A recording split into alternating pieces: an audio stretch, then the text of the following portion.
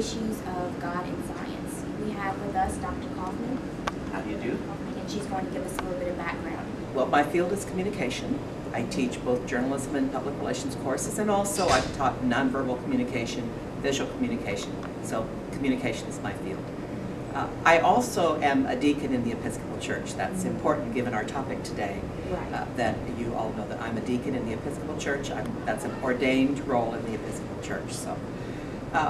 So I'm always struck that people think that God and science is an issue. Right, right. My experience has been the more I use on science to understand the world, the universe, and how it works, the more certain that I am that God exists and that God had a great deal to do with this universe and brought it into existence.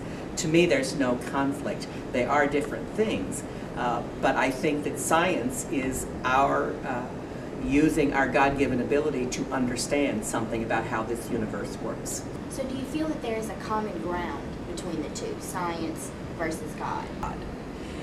So science does not necessarily lead you away from God. I would think that God is the common ground, that for many people, God is the common ground, both of religious faith and of the incredible nature of the universe and the way that it works, and its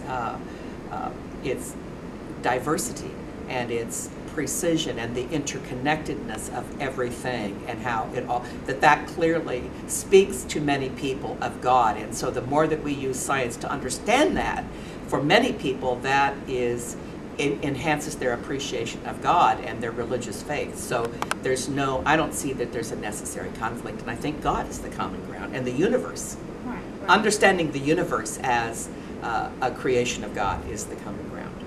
We also have the conflict of the creation story. Mm-hmm. How do you feel that affects the God in science, being that there is a fossil record that says otherwise?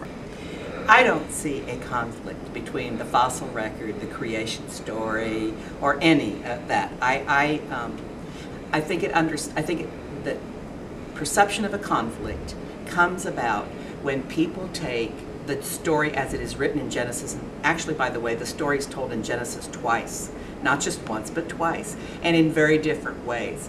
I think when people try to take that account in Genesis and translate and understand it in purely human terms, it can create a problem, because it refers to days.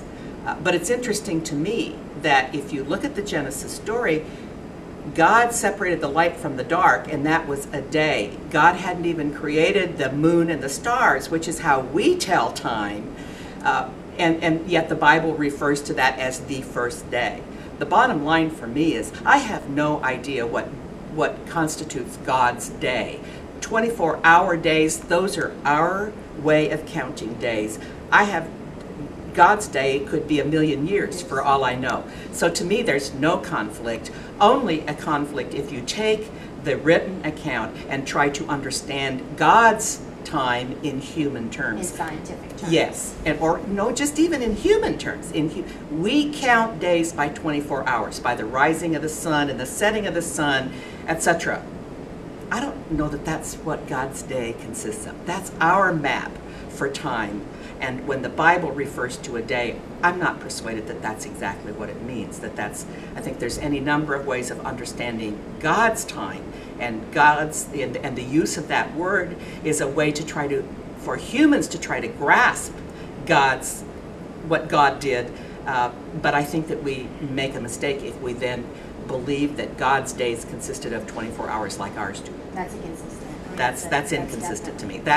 That is to assume that we can comprehend God fully, and I don't think we ever can. Right, right. Okay, so with your background and how you feel about the God in science, how would you explain evolution in your opinion? I think that evolution is the best explanation we've come up with for explaining how the world became what it is, what we see today. It's perhaps, I think it's probably some approximation of how it actually came about.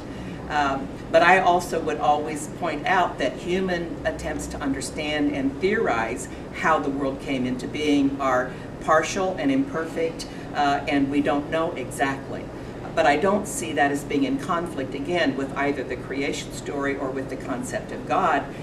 Our human attempts to understand how God did things are always going to be imperfect and incomplete and partial.